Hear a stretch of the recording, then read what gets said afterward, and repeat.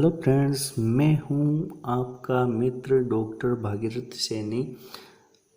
मेरे channel GK एवं history में आपका हार्दिक स्वागत करता हूं। आज हम पढ़ रहे हैं अलाउद्दीन खिलजी के महान सेनापति मलिक काफूर, जिन्होंने दक्षिण विजय में महत्वपूर्ण भूमिका निभाई थी। तो आज हम देखते हैं मलिक काफूर का इतिहास। अलाउद्दीन खिलजी ने 1299 ईस्वी में अपने सेनापतियों उल्लुग खान व नुसरत खान के नेतृत्व में गुजरात के अनिहलवाड़ा में सैन्य अभियान भेजा था। अनिहलवाड़ा गुजरात के बघेल शासक राजा करण सिंह अपने मित्र शासक देवगिरी के राजा रामचंद्र देव की शरण में चले गए, परंतु जो उनकी रानी थी कमलावती, ये सेना द्वारा बंदी बना ली गई। इस अभियान पर नुसरत खान की नज़र एक बहुत खूबसूरत दास पर पड़ी, जिसका नाम मलिक मालिक था। यानी एक गुलाम उसने देखा जिसका नाम था मलिक मालिक। कहा जाता है कि पहले मलिक मालिक एक हिंदू था, लेकिन बाद में इसने क्या किया, इस्लाम धर्म अपनाकर एक मुस्लिम बन गया और उसका नाम रख दिया गया मलिक काफूर।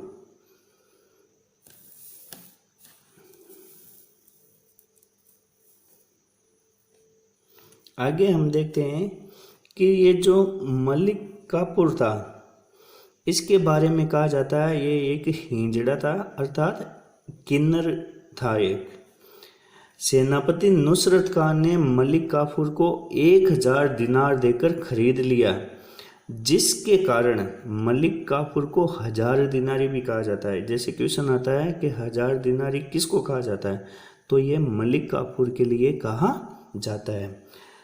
बाद में रानी कमलावती और मलिक काफूर को नुसरत खान अलाउद्दीन खिलजी के पास दिल्ली भेज देता है। अलाउद्दीन खिलजी रानी कमलावती से विवाह करके उसे मलिका ए जहां की उपाधि प्रदान करता है। इसके अलावा अलाउद्दीन खिलजी 1307 ईस्वी में मलिक काफूर को मलिक ए नाइब की उपाधि प्रदान करता है। मलिक ए नाइब की उपाधि प्रदान करता है। मलिक काफूर एक श्रेष्ठ सेनापति था।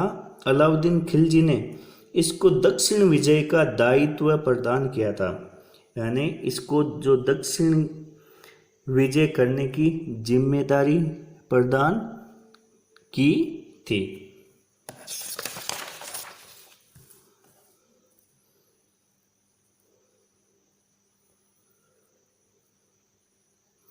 मलिक काफूर ने वारंगल अभियान में 1310 ईस्वी में जो वहाँ का शासक था प्रताप रुद्रदेव, इसको हराकर प्रसिद्ध कोहिनूर हीरा प्राप्त किया था।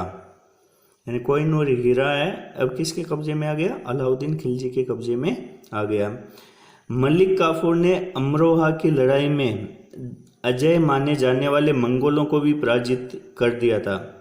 यानी मंगोलों के बारे में कहा जाता है कि वो अजय रहते हैं, लेकिन मलिक काफूर ने मंगोलों को भी क्या किया, पराजित कर दिया था। मंगोलों को भी इसने पराजित कर दिया। अलाउद्दीन खिलजी की 1316 ईस्वी में जलोदर नामक बीमारी से मृत्यु हो जाती है।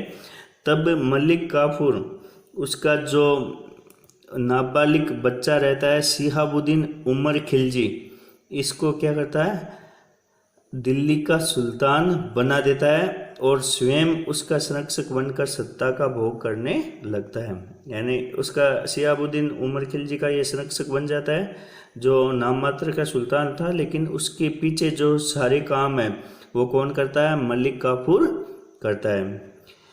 इसके अलावा इसके मन में धीरे धीरे जो सत्ता का लालच आने लगता है, तो मलिक काफूर क्या करता है, ये अलाउद्दीन खिलजी के जो अन्य पुत्र हैं जैसे खिज्र खां, सद्दीक खां, इनको गिरफ्तार करके जेल में डलवा देता है और ये आदेश देता है कि उनकी जो आंखें हैं तरबूज की तरफ फोड़कर निकाली जाए और उसका जो उसके जो सैनिक होते हैं वो उसकी आज्ञा का पालन भी करते हैं। और जो अलाउद्दीन खिलजी की जो पत्नी है उसको जो अलाउद्दीन खिलजी ने एक जो किला बनाया था जिसको वर्तमान में सिरी फोर्ट ऑडिटोरियम कहा जाता है, इसके अंदर क्या किया उसने, इसको बंदी बनाकर रख लिया।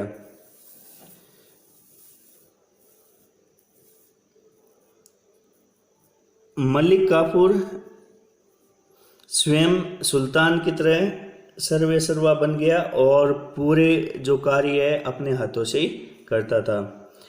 अलाउद्दीन खिलजी का एक पुत्र मुबारक खिलजी जो उस समय किसी तरह इससे बच निकला था, यह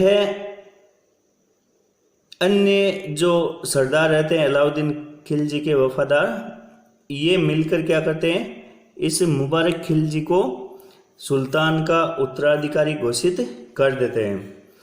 मलिक काफूर को सत्ता भोगते हुए मात्र 35 दिन ही हुए थे कि मुबारक खिलजी व अन्य सरदार ये एक योजना बनाकर जो सोते हुए जो मलिक काफूर है इसकी हत्या कर देते हैं। जब वो सो रहा होता है तो इसकी हत्या कर देते हैं। बाद में मुबारक खिलजी को दिल्ली का सुल्तान बनाया जाता है और मुबारक खिलजी है ये कुतुबुद्दीन मुबारक शाह खिलजी के नाम से दिल्ली का सुल्तान बनता है, यानी कुतुबुद्दीन मुबारक शाह खिलजी के नाम से ये दिल्ली का सुल्तान बनता है।